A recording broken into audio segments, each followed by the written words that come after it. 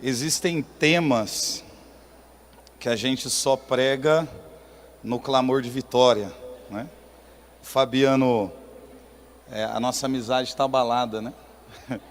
Ele me ligou e disse: olha, eu vou passar para você os temas do clamor de vitória na semana, né?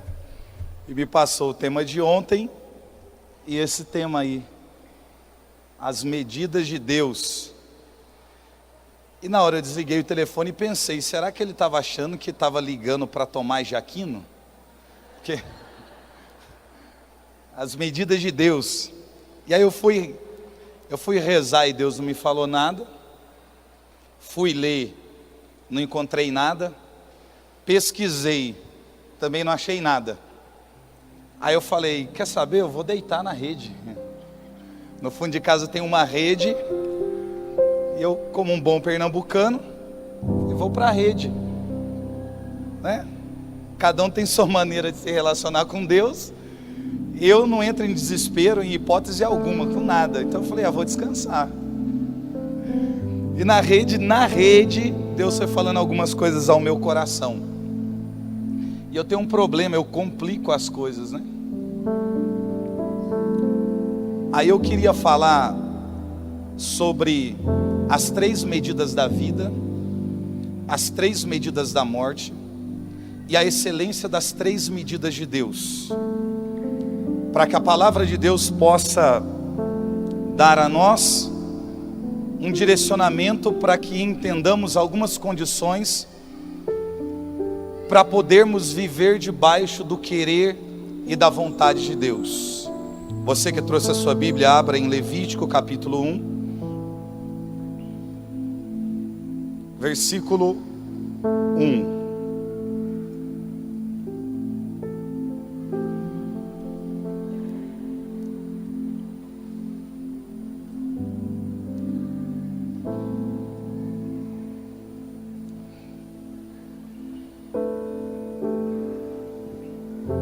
Amém ou misericórdia?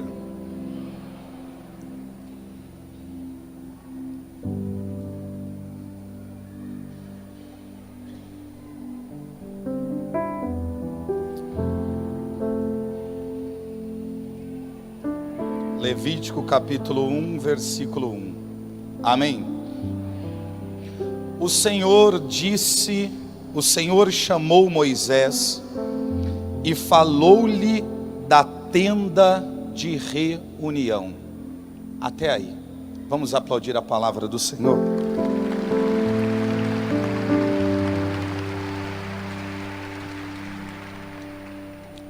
A tenda de reunião foi um lugar que Deus pediu para que o seu servo Moisés edificasse, construísse.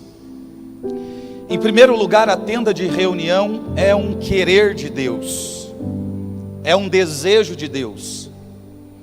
E se quem quer e quem deseja é o próprio Deus, Deus precisa de alguém que execute aquilo que Ele quer. E se a vontade, o desejo da construção dessa tenda parte do coração do nosso Deus, é Deus quem vai dizer a Moisés a maneira com que essa tenda ela precisa ser edificada. Aquilo que Deus pede a Moisés é a construção, a edificação de um projeto que Moisés vai receber para que isso possa ser edificado. Moisés não pode modificar o projeto. Moisés não pode construir a tenda do tamanho que quer, da maneira que quer, nem no lugar aonde ele quer, nem usando o material que ele quer. É Deus quem vai dar o direcionamento a Moisés e aos seus acerca de como essa tenda ela precisa ser edificada. É acima de construção, porque construção são coisas que você tira do virtual e traz para a matéria, mas que são coisas que estão dentro do natural. Edificação é o que você tira do virtual, traz para o natural, mas tem peso espiritual, tem essência de sacralidade. É por isso que é o próprio Deus quem vai dizer a Moisés a maneira com que ele quer que a tenda de reunião ela possa ser edificada. Deus já falava com Moisés, já existia um chamado específico na sua vida. Aquelas pessoas que acompanhavam a Moisés, aproximadamente 2 milhões de pessoas, como diz o historiador Flávio Josefo, já tinham visto coisas extraordinárias neste início de peregrinação, em que o povo sai do Egito e vai em direção à terra de Canaã. Eles viram coisas extraordinárias. Só que é muita gente, são muitas pessoas, e Deus vai dizer a Moisés: olha, constrói a tenda fora do acampamento, em um lugar distante. Ou seja, ela não pode ser edificada no meio do tumulto, aonde está as tendas de vocês. Ela precisa ficar a uma certa distância do lugar aonde o povo está estabelecido. E assim Deus vai dizendo a Moisés e aos seus o lugar aonde essa tenda precisa ser edificada, qual é o material que precisa ser usado para a edificação da tenda, qual é a dimensão, a altura, a largura que essa tenda ela precisa ter, a quantidade de compartimento que essa tenda precisa ter. E Deus se utiliza da sua palavra em relação a Moisés, acerca daquilo que ele quer que seja edificado. Ele se utiliza da sua palavra para estabelecer princípios. Repita: princípios. Princípios. Princípios. Isso. Deus se utiliza da sua palavra para estabelecer princípios. Princípios estes que não podem ser violados. Princípios estes que não podem ser desobedecidos, que não podem ser transgredidos, que não podem ser negligenciados, porque desobedecer princípios compromete o trabalho da edificação. Logo Deus ensina o povo e também agora ensina a Moisés. A primeira vez que Deus nas Sagradas Escrituras estabeleceu um princípio foi com Adão e Eva. Deus estabeleceu primeiro um princípio para depois dar uma ordem. Qual era a ordem no Éden para o homem e para a mulher? Não coma deste fruto, não toque nesta árvore. Há uma proibição, há um limite. Mas antes da proibição e do limite, que pode gerar desobediência e transgressão e afastamento de Deus, existe um princípio que está estabelecido. A mulher ou o homem não cai quando toca na árvore e come do fruto. Eles caem primeiro quando eles quebram princípios. E eu aprendi que todo aquele que quebra princípio vive sucesso momentâneo. Na sua vida até algumas coisas podem dar certo, mas vai durar um certo tempo. Por quê? Porque você quebrou princípios que não poderiam ser quebrados. Então quando você quebra princípio, o princípio é aquilo que sustenta a sua vida. Uma vez o princípio sendo quebrado, você não tem condições de sustentar aquilo que está sobre você, aquilo que estava sobre Adão, aquilo que estava sobre Eva, que era um ser participante e experimentar a graça de Deus naquele jardim. Foi violado porque quebraram um princípio estabelecido no Éden. Deus cria as coisas, e à medida que cria, Deus diz: é bom. Mas antes de dizer é bom, Ele contempla o que criou. Depois continua criando, contempla e diz: é bom. Depois cria novamente, usando da palavra, e diz: é bom. É o primeiro, segundo, terceiro, quarto, quinto dia Deus vai dizendo: é bom, é bom, é bom. Mas chega um momento que Deus, contemplando o que fez, que foi o homem, Deus estabeleceu um princípio. Ele disse: não é bom que o homem esteja só. O princípio estabelecido, que não pode ser violado, é um princípio que está relacionado a relacionamento. Não é bom que o homem fique só, porque uma vez o homem ficando só, ele compromete um todo. Então Deus faz a mulher, mas a mulher não tem a mesma matéria-prima que o homem. A matéria-prima do homem é a terra, a matéria-prima da mulher são os ossos. O judeu entende que ele só pode ser perfeito, o judeu entende que ele só pode alcançar a plenitude a partir do princípio do casamento. Por quê?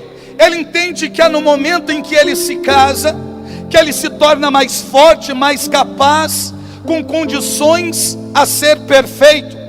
Porque ele entende que no ato do casamento é o momento que Deus coloca dentro dele os ossos, que é aquilo que vai dar estrutura para o homem. Logo o homem entende que sem a mulher ele é imperfeito, ele é incapaz, ele é incompleto, ele não pode viver em plenitude aquilo que Deus quer, porque ainda falta alguma coisa. Mas quando ele se casa, é Deus colocando os ossos dentro do homem.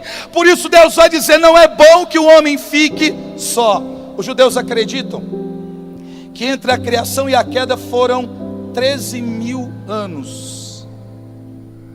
Eles chamam isso de tempo da inocência. Irmãos, eu fico pensando que a gente olha para Adão e Eva e fala: mas por que pecaram? Mas por que caíram? Por que transgrediram? Antes de tocar no fruto, quebraram o princípio. Por que eles quebraram o princípio? Porque quando a serpente seduz Eva, Eva está só.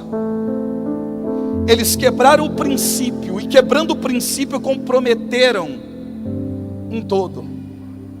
Um se distanciou do outro. Foram 13.000 anos, dizem os judeus. E eu penso: será que eles resistiram ao demônio durante 13.000 anos? Ou será que o demônio esperou a quebra de um princípio estabelecido durante 13.000 anos? Existem princípios de Deus estabelecidos sobre a nossa vida, e o demônio vai esperar o tempo que for necessário para poder destruir o projeto de Deus que está sendo edificado sobre a sua vida. Pode passar 1 ano, 2 anos, 10 anos, 20, 50 anos, o demônio vai estar esperando você quebrar o princípio, porque o demônio só se aproxima de quem quebra princípio. O demônio só tem legalidade sobre a vida de alguém que antes quebrou o princípio, porque o que anula a ação do demônio sobre a vida humana é o homem manter em pé o princípio estabelecido por Deus dentro do seu coração. Logo Deus ensinou à humanidade que é necessário estabelecer princípios, ser fiel aos princípios, para experimentar o poder da glória de Deus. Uma vez que eu quebro o princípio, o mal se aproxima. Uma vez que eu quebro o princípio, o mal está agindo.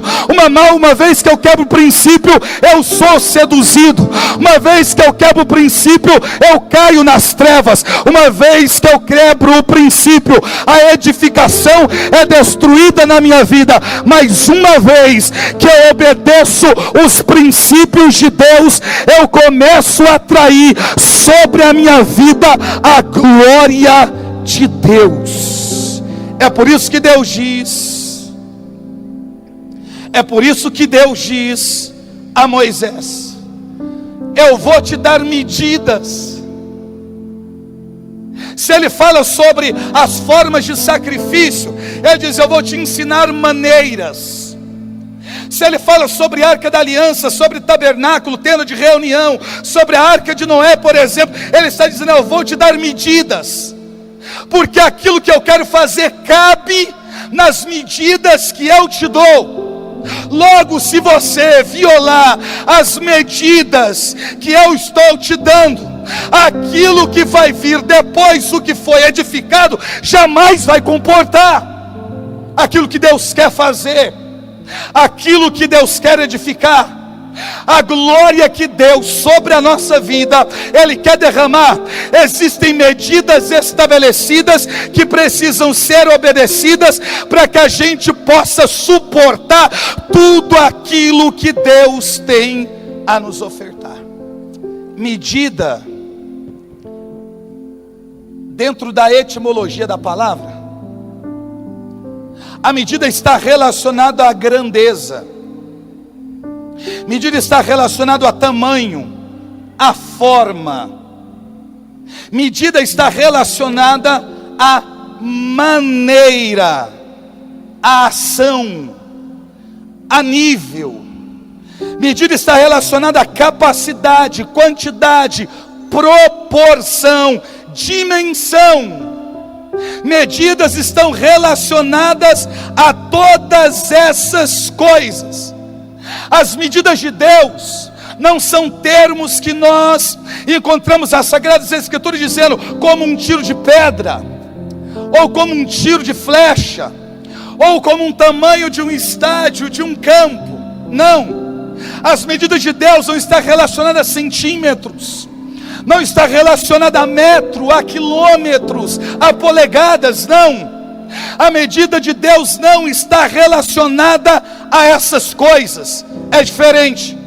Deus trabalha com as suas medidas em nós, para que obedecendo às medidas de Deus, Deus se utilizando da sua palavra, Ele possa estabelecer princípios. Charles, o que é princípios? São normas, padrões, condutas, valores estabelecidos por Deus sobre a nossa vida, que não podem ser violados jamais, porque a violação das medidas estabelecidas por Deus compromete.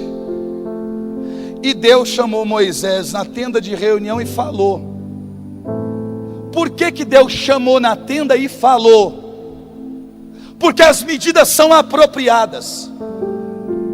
Porque Moisés, ouvindo, obedeceu aquilo que precisava ser feito. Existe uma coisa que nem Moisés, e nem Noé, e ninguém que teve que edificar alguma coisa, eles tiveram a opção de fazer, que são a escolha. Deus está dizendo: edifica, mas não edifica do jeito que você quer, nem do tamanho que você quer, nem da maneira que você quer, nem no nível que você quer. Moisés não escolhe a madeira, Moisés não escolhe se vai ser ouro, se vai ser prata. Moisés não escolhe se o tecido vai ser um tecido grosso ou um tecido de linho, se o tecido é colorido ou se será branco.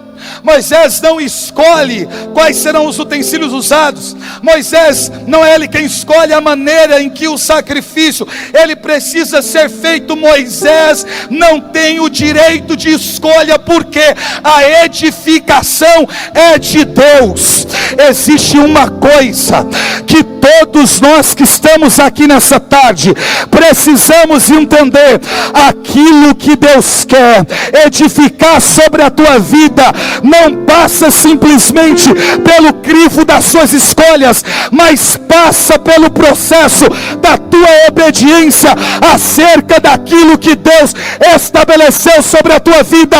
Porque uma vez obedecendo aquilo que Deus quer, Deus vai falar com você da maneira que falou com Moisés, e a mesma glória que envolveu a vida de Moisés e de Josué na tenda de reunião vai envolver a tua vida no momento em que você buscar a face e a presença do Senhor. A glória de Deus está reservada para aqueles que são obedientes às medidas de Deus. Agora,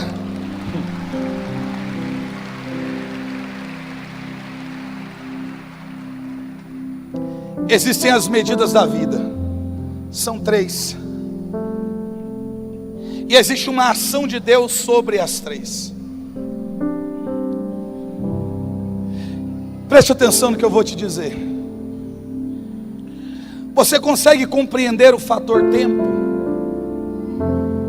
Quando você vai a um mar, por exemplo, e você vê as rochas fendidas, o que a gente pensa?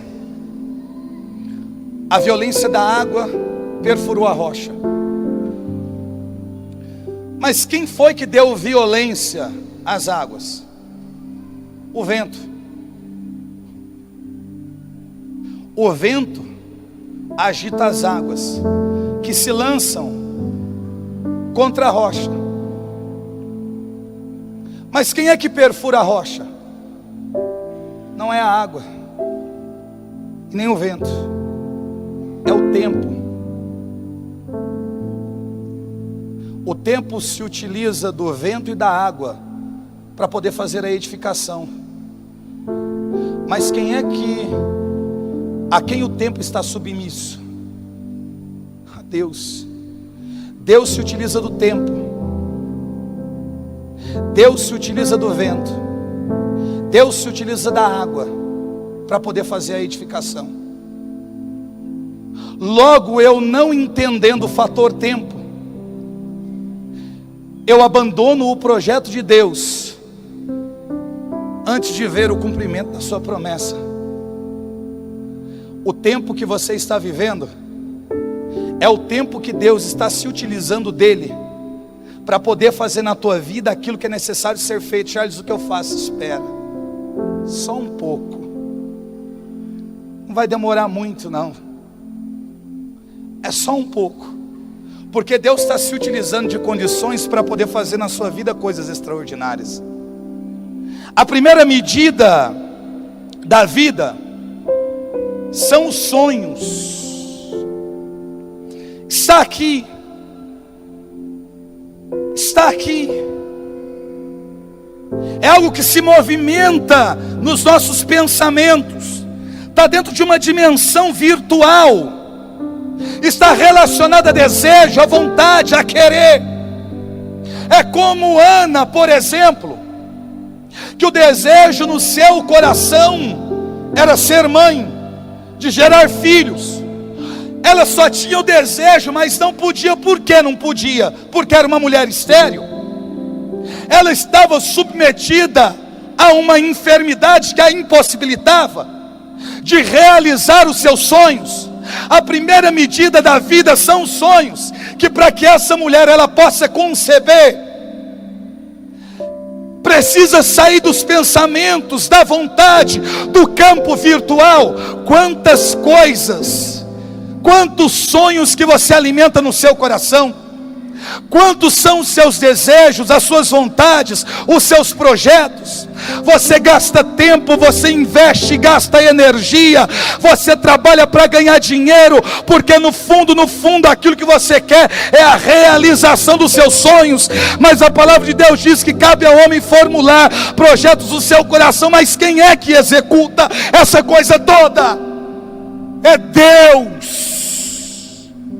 É Deus. Um sonho que não foi realizado na tua vida, ele pode te paralisar e te frustrar. Mas aquilo que não deu certo na tua vida, que te paralisou, jamais pode paralisar Deus. E Deus olha para o sonho paralisado no seu interior e começa a colocar em movimento aquilo que estava parado, e aquilo que você não conseguia, você passa a conseguir, para que você entenda que a primeira medida da vida está submetida ao querer de Deus. Ana pede a graça de ser mãe durante anos, não recebe, o tempo passa, não recebe. Mas chega um dia que Ana concebe. Aquilo que parecia já não ter jeito, apareceu. É a primeira medida da vida, é essa, são sonhos. Todo ser humano é alimentado por sonhos. Se você pegar, por exemplo, uma pessoa depressiva, qual é o grande problema? A gente diz, ela já não tem mais perspectiva de vida. O que é uma pessoa sem perspectiva de vida? É aquela pessoa que não sonha mais. E por que ela não sonha? Porque a esperança está sufocada no seu coração. E porque a esperança está sufocada? Porque a fé foi destruída. E a fé é o firme fundamento da esperança. Então é uma construção que tem base.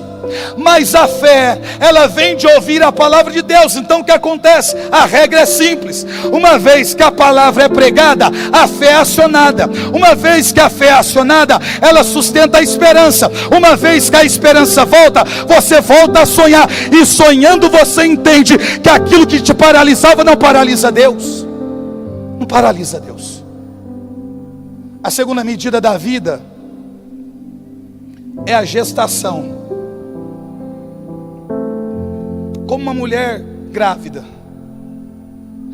a vida está sendo gerada, tem um tempo, seja 7, 8 meses, pessoas que nasceram de 6 meses, 9 meses, mas a vida está sendo gerada. Há um ser em desenvolvimento. A segunda medida da vida é aquilo que te desenvolve, é aquilo que te dá forma, é aquilo que te dá identidade, é aquilo que cria em você fisionomia, é aquilo que coloca em você membros, é aquilo que te dá a você vida. A criança em gestação, a mãe sente interiormente o seu filho, e quando ele começa a se movimentar, sente também externamente, mas a criança está sendo gerada. Essa é a segunda medida da vida. É tudo aquilo que a gente faz gerar, é tudo aquilo que a gente espera que cresça, é tudo aquilo que a gente espera que evolua, é tudo aquilo que a gente acredita que vai desenvolver. E por que a gente quer essa evolução? E por que a gente quer esse crescimento? E por que a gente ama isso que a gente está envolvido? É por um fato específico. Porque esperamos a terceira medida da vida, que é o nascimento. Eu me lembro, quando os meus filhos nasceram, tanto a Kathleen quanto o Israel, eu assisti o parto dos dois. E quando a Kathleen nasceu e o médico tirou, o médico foi passando pela minha esposa, passando por mim a uma curta distância, ela abriu os olhos, a Kathleen, e olhou dentro dos meus olhos. Essa foi a minha sensação. Esse sentimento é extraordinário. O sentimento de algo que você sonhava, esse sentimento de algo que você esperava, que você viu crescer, amadurecer, evoluir, agora está vivo, olhando para você, ou seja, é real. A terceira medida da vida te faz tocar aquilo que você não tocava. A terceira medida da vida te faz ver aquilo que você não via. A terceira medida da vida faz você ser participante daquela vida que acaba de nascer. Quantas pessoas que estão em nosso meio nessa tarde, que estão com a sua vida paralisada na primeira medida da vida, na segunda medida da vida, ou na terceira medida da vida. O tempo passa e aquilo que você tanto quer não acontece. Seja a primeira, a segunda ou a terceira, todas elas estão submetidas à vontade de Deus. Tem a primeira medida da morte, que se chama angústia. Angústia é uma sensação psicológica causada por sufocamento, abafamento. Angústia é a dor que precede um acontecimento. Jesus no Getsemane, ele vê a cruz, ele vê o Calvário, o seu corpo sente a angústia. A angústia faz você viver interiormente o sentimento e a sensação de morte. A angústia traz medo para a sua vida. A angústia dá a você a sensação e o sentimento de perca. É isso que a angústia provoca. Se eu disser a você, principalmente quem tem filhos aqui, pense no seu filho morto dentro de um caixão, você vai dizer: Deus me livre, eu jamais suportaria pensar tal coisa, porque isso gera dor no meu interior. Isso é angústia. Não aconteceu, mas só de pensar que pode acontecer dói, fere. Quantas pessoas aqui vivendo angustiadas, estão sufocadas, estão agonizando, estão amedrontadas, estão depressivas, com um sentimento de morte. Deus me levantou como profeta nessa tarde para te dizer que na primeira medida da morte que você está vivendo, você não vai perecer, porque a mão de Deus vai te alcançar. A mão de Deus vai te alcançar.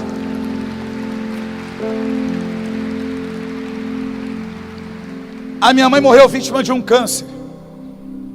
E quando descobrimos a enfermidade, a angústia tomou conta da família. Porque o que a gente pensa quando alguém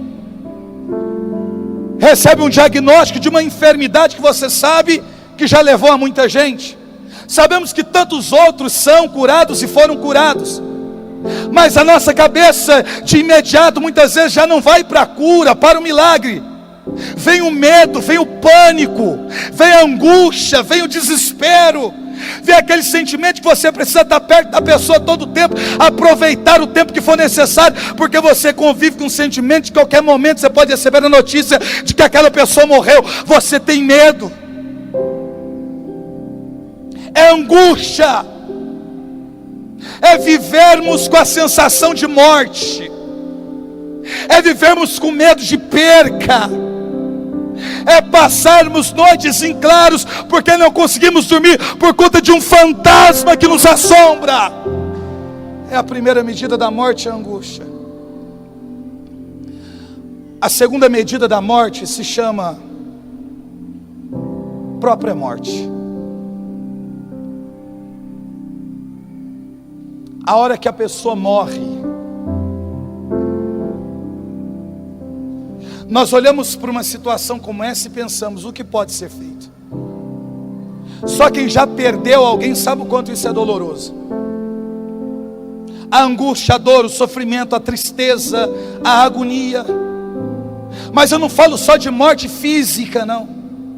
Eu falo de coisas na sua vida que não deveriam, mas morreram, infelizmente. Estão mortas. De sonhos, de projetos assassinados, de coisas que não deu conta de ressuscitar, está ali estagnado, não vai, não progride, não respira, não tem vida, está morto. É a sensação de que está tudo acabado. A segunda medida da morte é essa. É a morte revelando o seu poder sobre a nossa matéria. Mas até essa condição está submetida ao próprio Deus. A morte não tem poder sobre o Deus que nós servimos.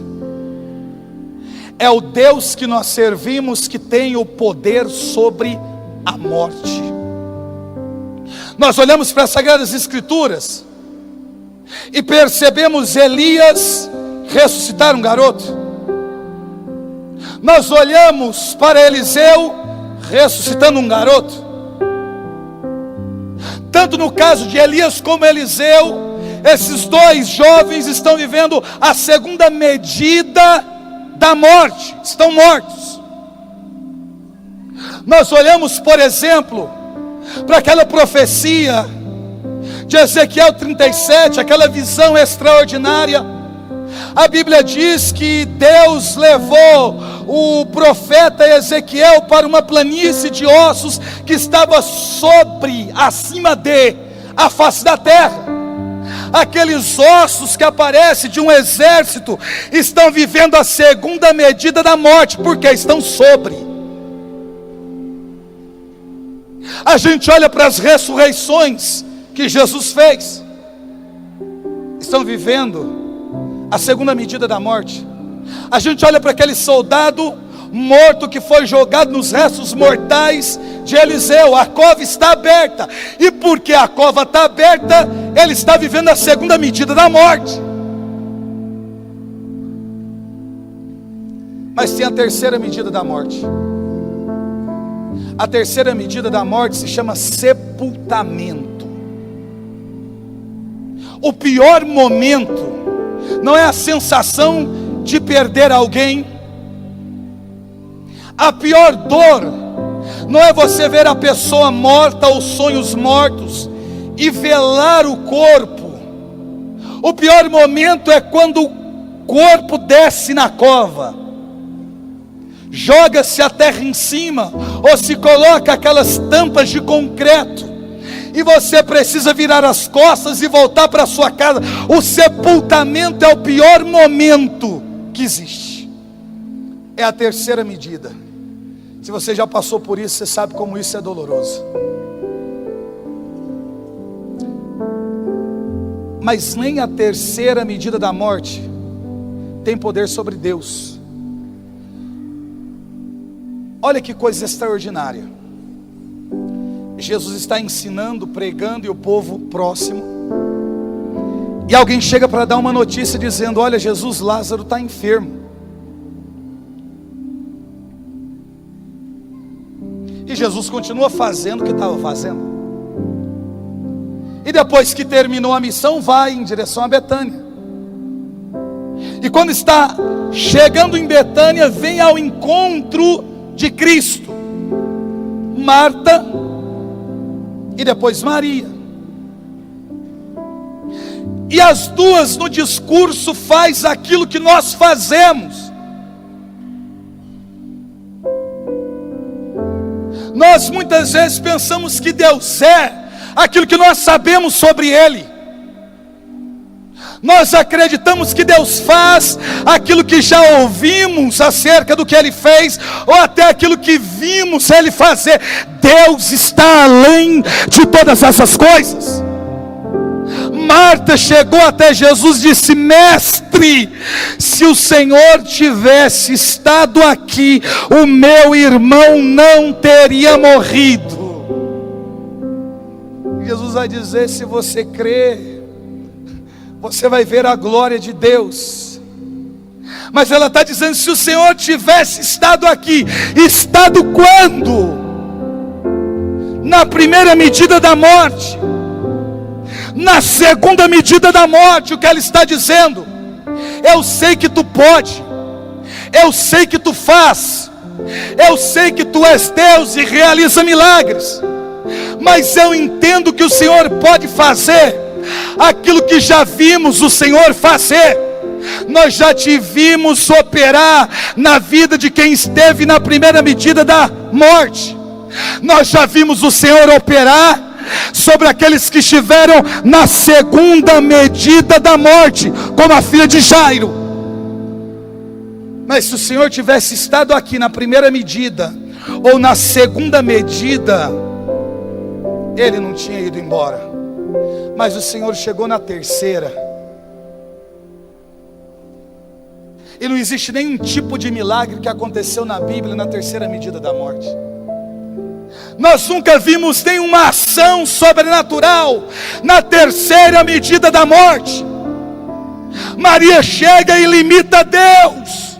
Se o Senhor tivesse estado aqui, meu irmão não teria morrido. Como quem diz: eu sei que o Senhor faz, mas o discurso é de quem limita Deus. Deus diz: aonde o puseste?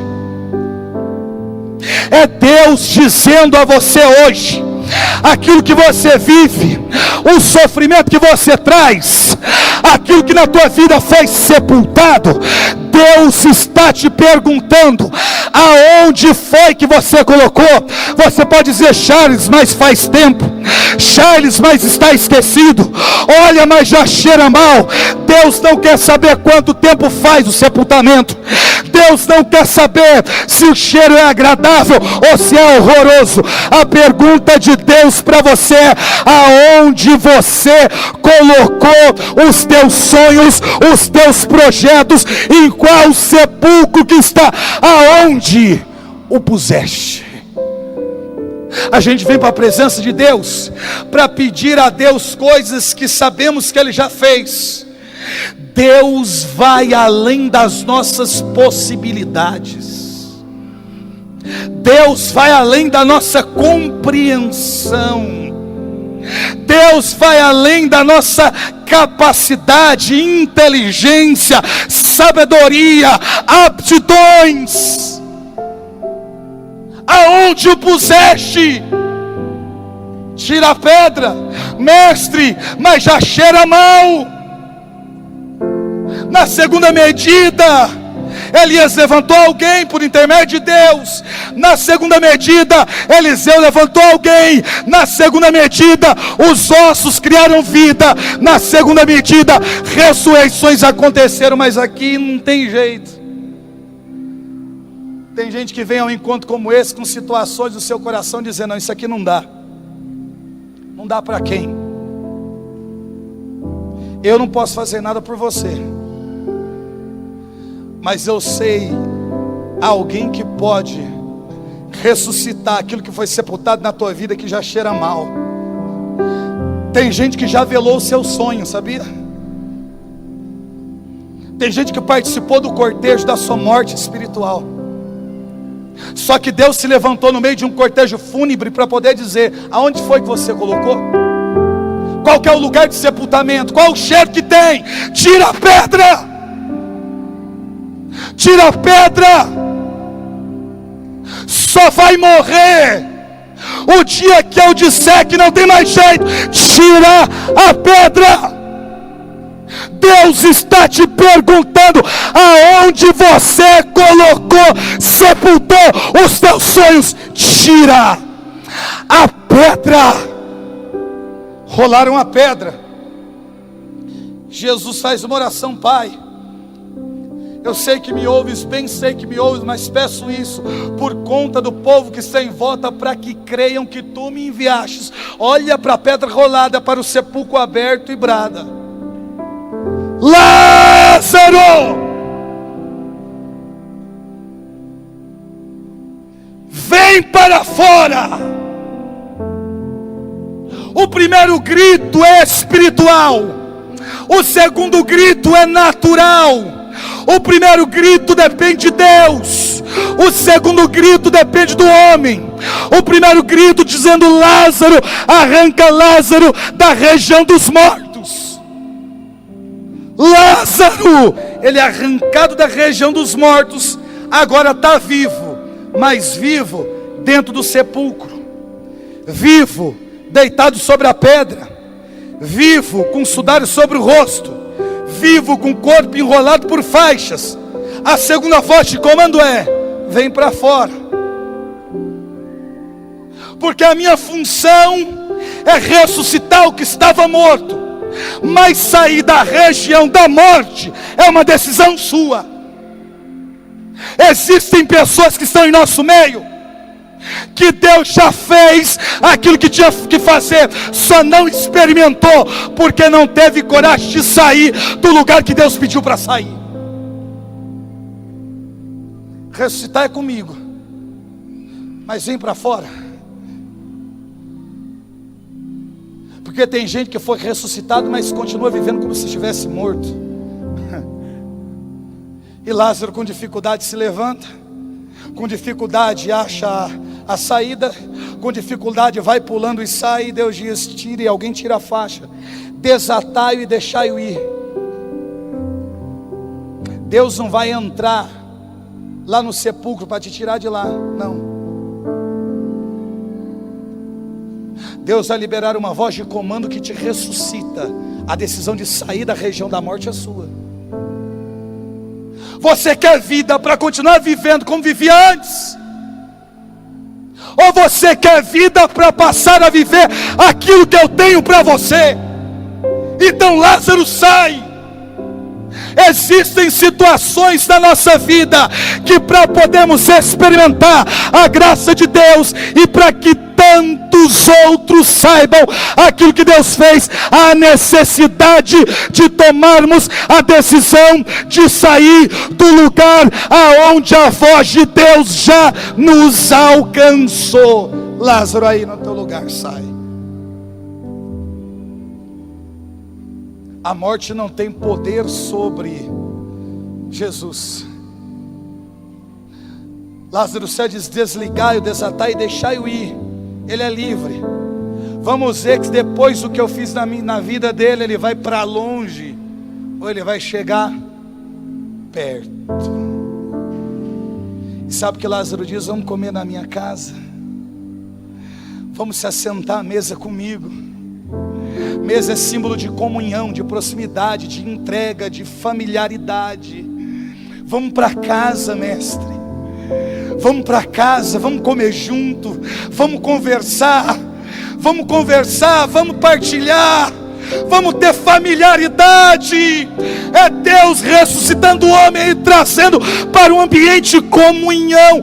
Ou seja, Deus vai chegar no pior momento da tua vida para te trazer novamente para o lugar de onde você nunca deveria ter saído. É mentira de Satanás que fica buzinando no teu ouvido, dizendo a você que os projetos de Deus foram sepultados na sua vida. Por mais que tenha existido um sepultamento, Deus tem o poder de trazer o teu sonho à tona e realizar na tua vida coisas sobrenaturais. Coisas sobrenaturais.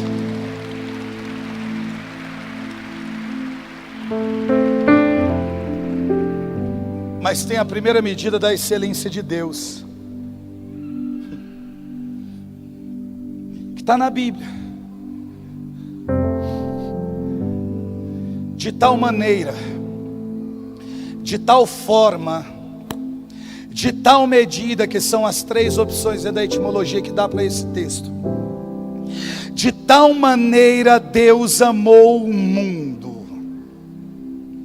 que deu seu Filho único, para que todo aquele que nele crê não pereça, mas tenha vida eterna.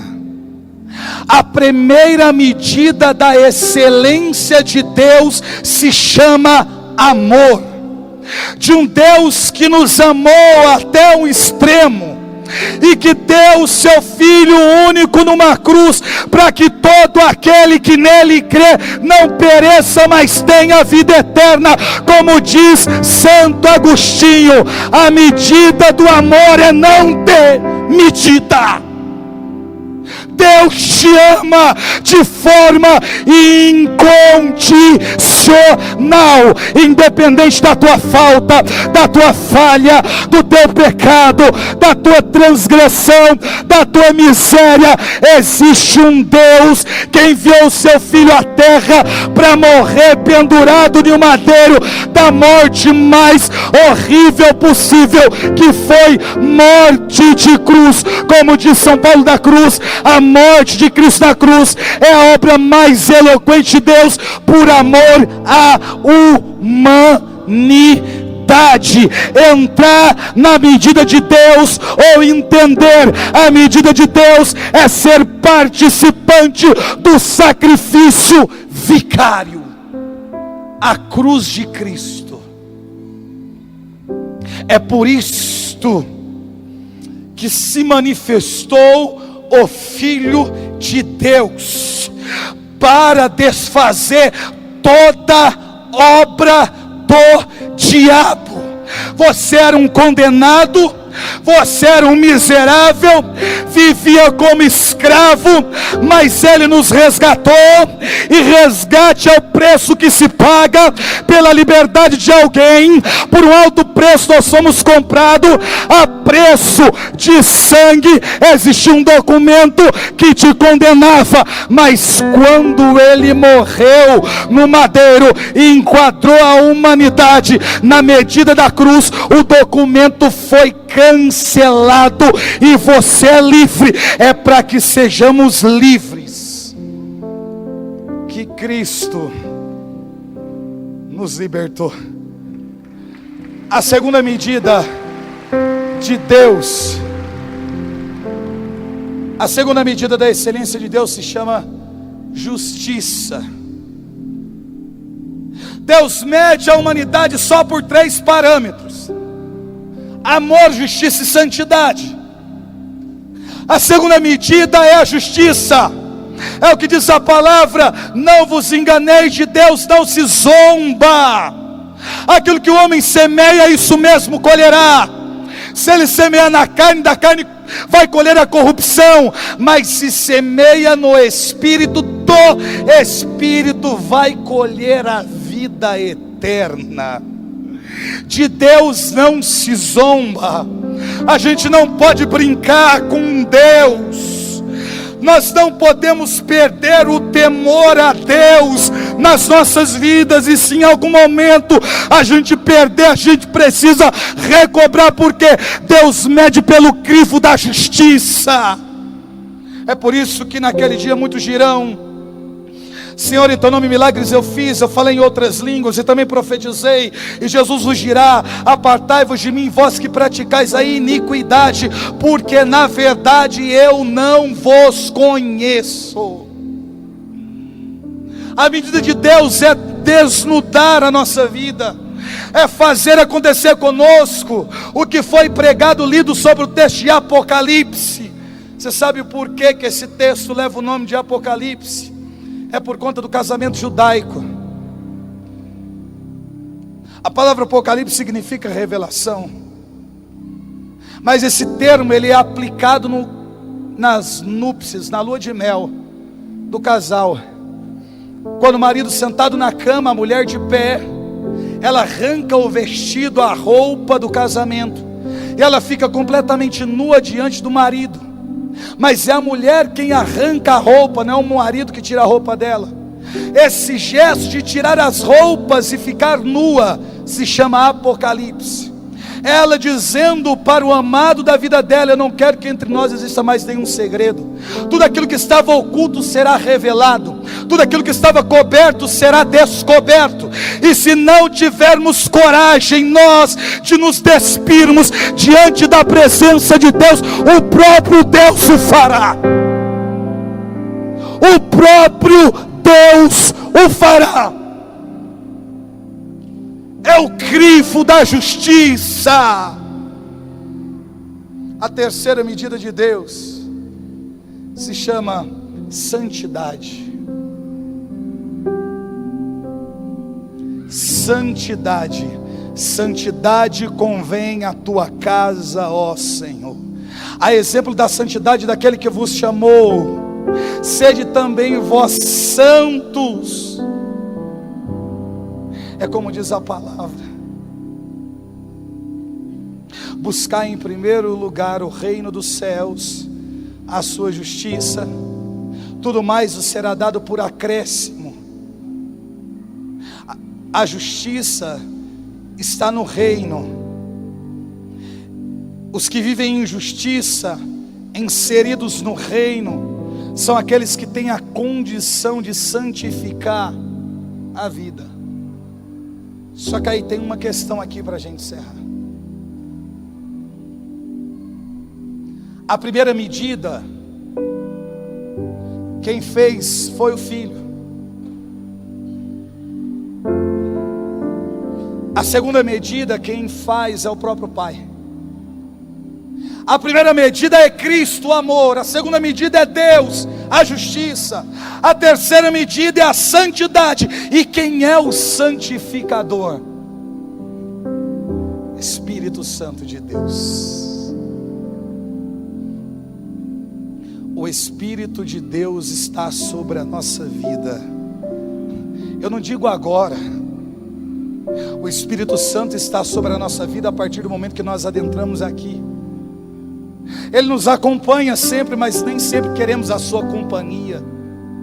O que é que nós entendemos acerca do Espírito Santo, irmãos? Ele é mais do que a água. Ele é mais do que a pomba. Figura, representação, sinal, representatividade. Ele é mais do que o óleo. Ele é mais do que a nuvem, do que o fogo. A nossa geração clama o fogo, mas esquece do amigo. A nossa geração quer mergulhar em águas mais profundas, mas se esquece do amigo, do conselheiro, do dócil, do amoroso, majestoso, companheiro, aquele que chora conosco, aquele que não nos abandona, aquele que nos santifica, aquele que quando você cai diz aos seus ouvidos: coragem, levanta, vamos de novo, porque existem graças que são reservadas para quem permanece, então vamos de novo. O Espírito Santo está além do símbolo de um cajado, de um dedo.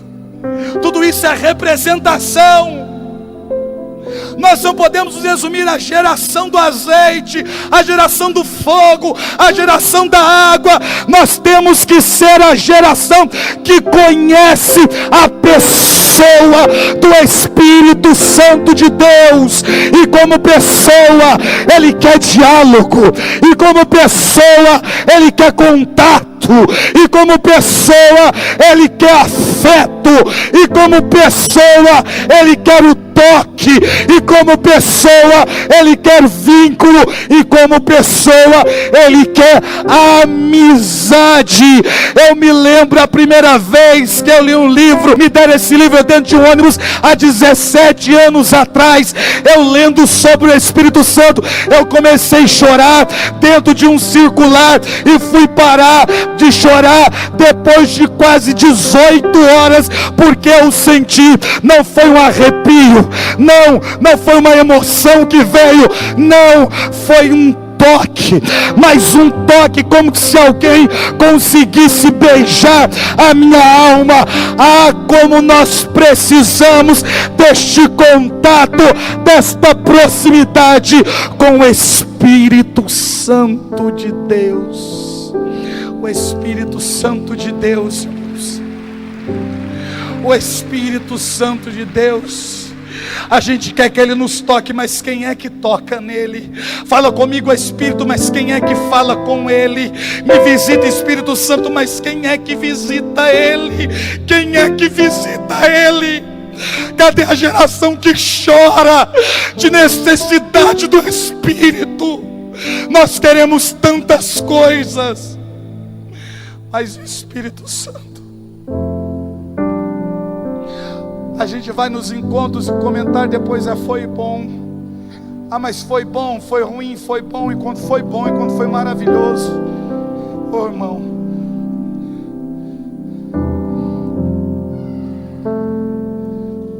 Tudo que nasce, tudo que é edificado, acontece sempre debaixo de um propósito. Grava isso no seu coração. Quando uma coisa deixa de cumprir o propósito pelo qual ela nasceu, ela perde a razão de existir. A pergunta não é se foi bom, a pergunta é: está cumprindo o propósito? Qual é o propósito da tua vida? Porque se não cumprimos o propósito da nossa vida, a gente perde a razão de existir. Se o clamor de vitória não tem um propósito pelo qual ele nasceu, e se ele não cumpre, é loucura, perde a razão de existir.